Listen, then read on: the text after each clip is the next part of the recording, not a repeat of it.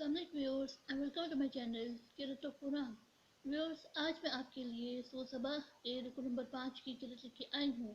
Viewers, सूरह सबा के रुकू नंबर 5 में आयत नंबर 37 से लेके आयत नंबर 45 तक आयात है। इससे पहले व्यूअर्स, मैं आपसे कहना चाहूँगी कि मेरी वीडियो को आगे तक ज़रूर देखिए। अगर आपको पसंद आए तो उसको लाइक कर लें, इसको दूसरों के साथ शेयर कर लें और सब्सक्राइब कर लें और साथ में लगे बेल के आइकन को क्लिक कर लें ताकि आने वाले वक्तों में आपको मेरी आवाज़ मेरी किरत का नोटिफिकेशन सबसे पहले मिलता रहे। तो आइए व्यूअर्स, हम इसके पहले दुरूशी पढ़ लेते हैं, उसके बाद सूरह सबा की रुकू नंबर 5 की किरत समाअत फरमाते हैं, उसके बाद इन आयत का तर्जुमा समाअत फरमाएं।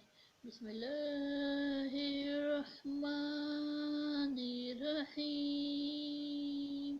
अल्लाहुम्मा सल्लि अला मुहम्मद व अला आलि मुहम्मद कमा सल्लैता अला इब्राहीम वअला आलि इब्राहीम इन्नका हमीदुम मजीद। अल्लाहुम्मा बारिक अला मुहम्मद व अला आलि मुहम्मद कमा बारकता अला इब्राहीम वअला आलि इब्राहीम इन्नका हमीदुम मजीद। अऊज़ु बिल्लाहि मिनश शैतानिर रजीम। बिस्मिल्लाहिर्रहमानिर्रहीम।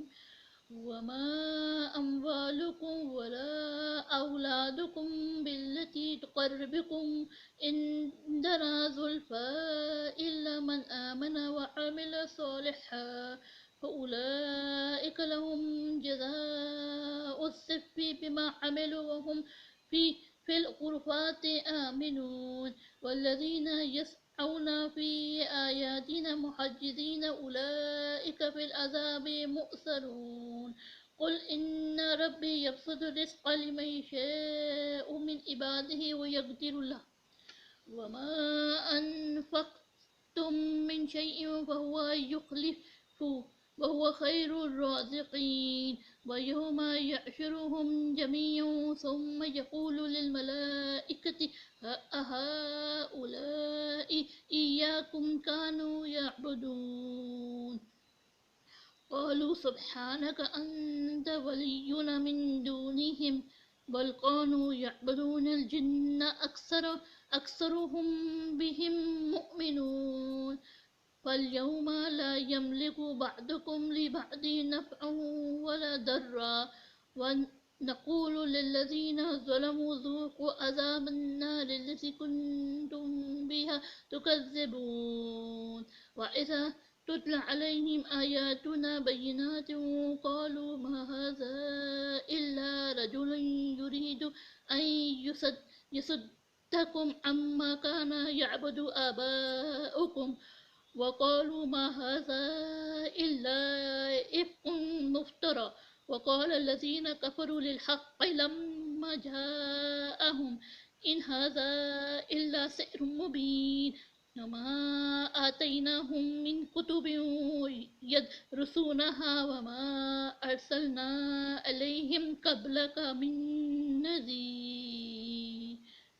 وكذب الذين من قبلهم وما بلغوا معشار ما آتيناهم وكذبوا رسلي وكيف كان نكير.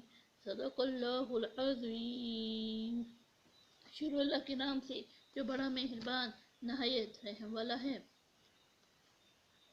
اور تمہارا مال اور اولاد ایسی چیز نہیں کہ تم کو ہمارا مقرب بنا دے۔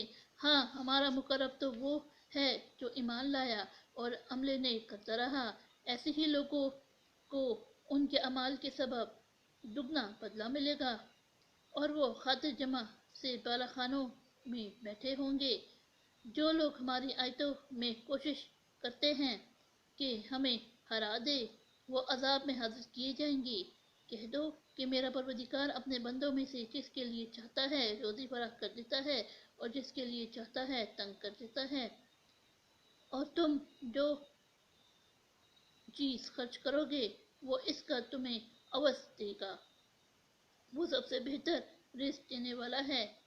اور جس دن وہ ان سب کو جمع کرے گا پھر فرشتوں سے فرمائے گا کیا یہ لوگ تم کو پوجا کرتے تھے؟ وہ کہیں گے تو پاک ہے تو ہی ہمارا دوست ہے، نہ یہ بلکہ یہ جنات کو پوجا کرتے تھے اور اکثر ان ہی کو مانتے تھے۔ تو آج تم میں سے کوئی کسی کو نفع و نقصان پہنچانے کا اختیار نہیں رکھتا، اور ہم ظالموں سے کہیں گے کہ دوزخ کے عذاب کا جس کو تم جھوٹ سمجھتے تھے مزہ چکھو۔